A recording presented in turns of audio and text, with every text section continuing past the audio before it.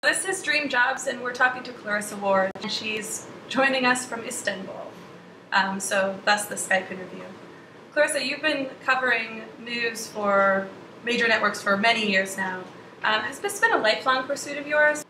Well, I was always very much into languages and into travel and storytelling in general, but it wasn't immediately clear to me that journalism was going to be the sort of perfect,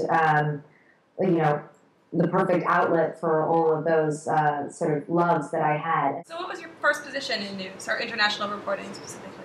My first position, I did an internship for CNN in Moscow for a few months, and then I moved to New York, and I started working on the overnight assignment desk at Fox News, which was great as an experience, but totally miserable on a personal level because I had to go into work at midnight, and then I would finish my work at 9 in the morning, and then I would go and do 2 hours of intensive Arabic lessons. But I can't complain too much because Fox gave me many opportunities. They were the first ones that they sent me to Baghdad, and then when I moved to Beirut as a freelance producer, they used me a lot. They gave me my first chance to report as well. And my boss, who hired me at Fox News, David Rhodes, is now the president of CBS News, who gave me my current job at CBS News. So it all worked out in the end, but it was a really, really tough couple of years. I went to Baghdad for the first time as a producer when I was 25. And I started doing on-air for Fox from Baghdad when I was 26. What would you say are the most marketable skills or the most important skill set that you have? Well, first of all, I would say that you have to really, really want it. It's one of those like fire in your belly things where you either feel it or you don't. And if you have that natural, like insatiable appetite for like witnessing history, essentially, and you are sort of excited and intrigued by traveling to exotic and sometimes dangerous places, then you're a good candidate. If you're a picky eater, like, forget about it. You need to be a very tolerant person. You need to be very patient. Things aren't always going to go your way. Other cultures are very different from American culture. You have to be willing to go through the process the way that those people are used to going through the process. Above all, I suppose you have to really be a good writer and a good storyteller as well.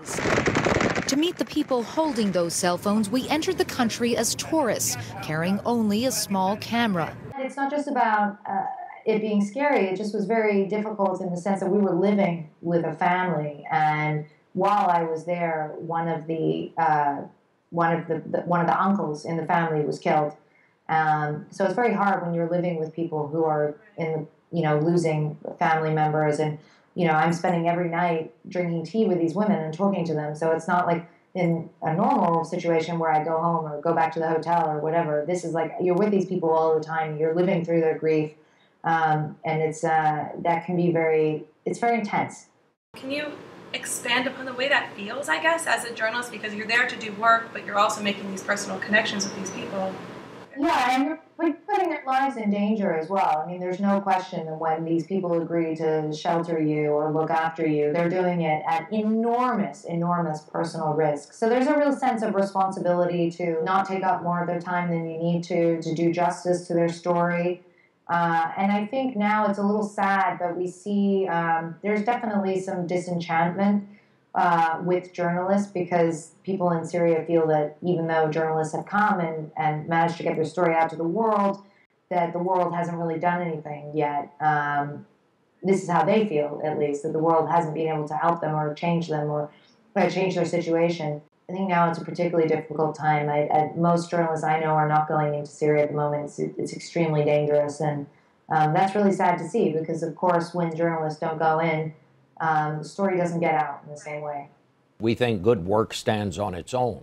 But the work this week of Clarissa Ward and producer Ben Plesser, who slipped past Syrian government guards and risked their lives to bring us the story and pictures of the revolution there, deserves special mention day after day from inside Syria. I heard that you were in a refugee camp on the Syrian border when you heard that you won the Peabody Award this summer, which is just such a cool moment. So maybe you can tell me what that was like for you. It was just so surreal, honestly. It was so exciting and so thrilling, but so humbling. And and unexpected, and it was my first piece that I did for CBS, so it just felt like, how is this even possible? But I was really thrilled, and I was just really excited to get back to a computer so that I could go on Skype and tell all the activists who helped me and who took care of me and who took enormous risks for me, to tell them, that they had won this incredibly exciting, prestigious award, which obviously, is not the first thing on their minds at the moment, but I'd like to think it made them smile. Well, congratulations on that. Thank you so much. So you put your life in danger. You've made pretty big sacrifices considering the amount of travel that you do for your job. But would you say at the end of the day that you're living a dream? Oh, absolutely. Absolutely. I wouldn't change a thing. I absolutely love my job. I feel so privileged. I get to travel all over the world. I get to witness history. And I'm constantly inspired by the different amazing characters who I meet along the way. There's no other job quite like it.